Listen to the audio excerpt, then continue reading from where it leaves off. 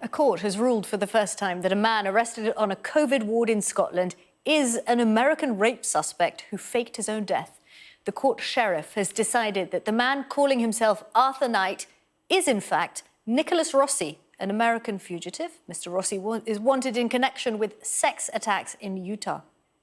By the evidence of fingerprint, photographic and tattoo evidence taken together, supported by the evidence of changes of name, that Mr. Knight is indeed Nicholas Rossi, the person sought for extradition by the United States. I would have been prepared to accept the fingerprint evidence alone as sufficient for that purpose, and equally, I would have been prepared to accept the photographic facial identification evidence and tattoo evidence taken together as sufficient for that purpose. I therefore require to answer the question in section 78(4)(a) of the Act in the affirmative. The person appearing before me is Nicholas Rossi, the person whose extradition is requested by the United States. Let's speak to our Scotland correspondent, Conor Gillis, who's at Edinburgh Sheriff Court. This is just an extraordinary case, Conor, and the sheriff saying today it is him.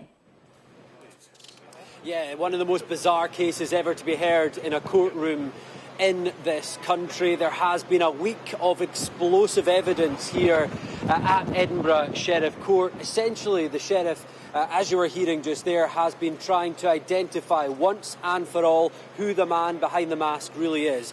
Is it Nicholas Rossi or is it Arthur Knight, an Irish orphan who has never set foot in the United States of America?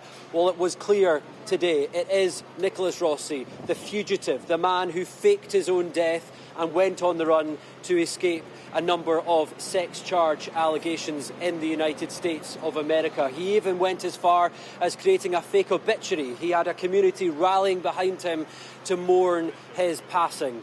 Well, the court here today said that that simply was not the case. And it all relied on a string of expert witnesses who gave evidence this week. There were distinctive tattoos on Nicholas Rossi. The Interpol red notice circulated to police worldwide. Distinctive tattoos on his biceps. The nurse who gave evidence said that she led police to his bedside while he was undergoing treatment for coronavirus last year at a hospital in Glasgow, and they were the same tattoos. Nicholas Rossi said, "They weren't on me before I went into hospital for COVID, and my body was tattooed during those proceedings." When it came to his fingerprints, again, the same fingerprints on that Interpol red notice.